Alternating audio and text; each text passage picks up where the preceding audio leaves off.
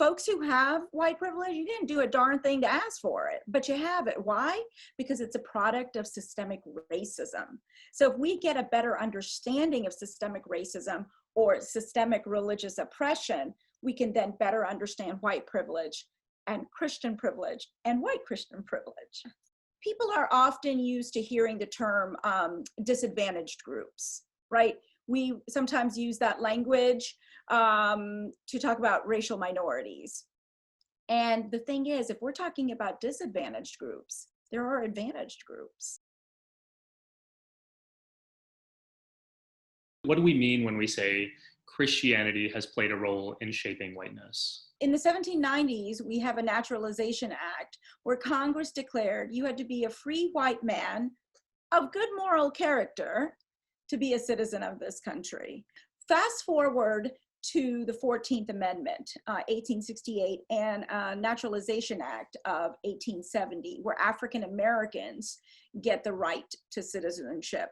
And we know that there was concern about African Americans getting the right to citizenship, but what some of the documents reveal is that, well, you know what, but at least they've accepted Christ.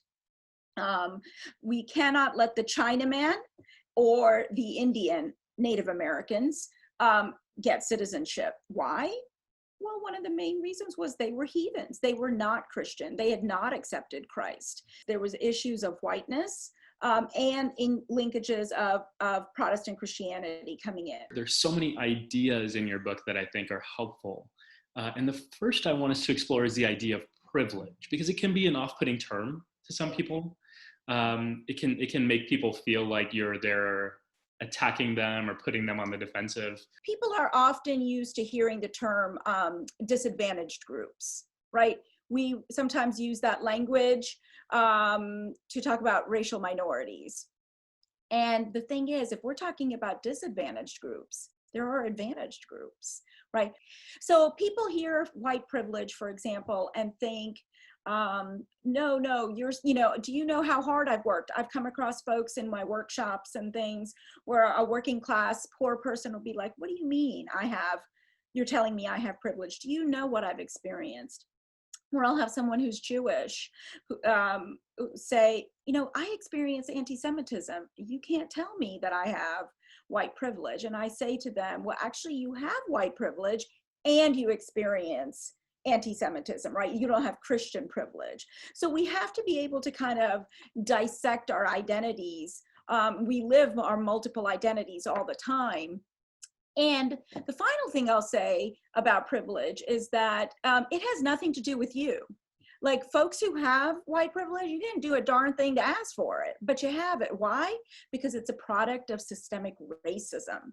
So if we get a better understanding of systemic racism or systemic religious oppression, we can then better understand white privilege and Christian privilege and white Christian privilege.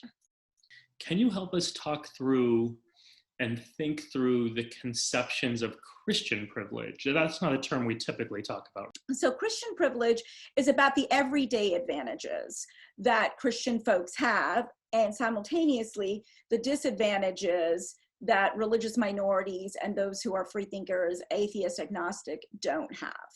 And we have to show how it's part of our, kind of in the oxygen that we breathe.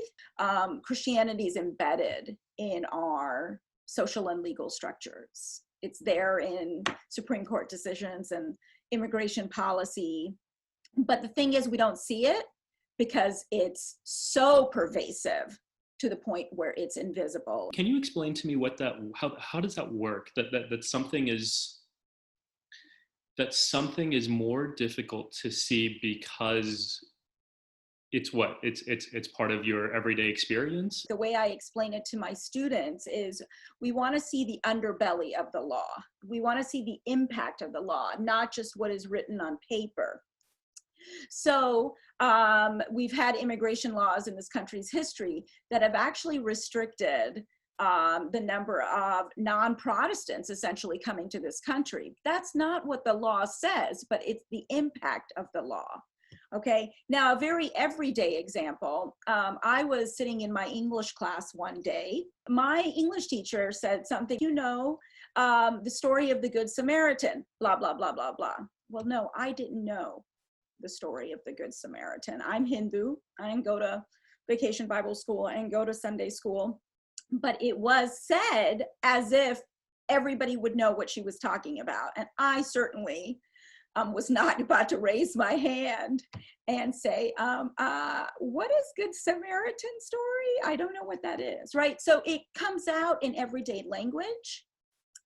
And really, like the many Christian theological principles underlie some of the foundational beliefs and ideals of this country. And sometimes it's just about recognizing that and understanding that it's not universal. When you're part of the dominant group, it's very easy to think, oh, some of these things are just universal, but they're not.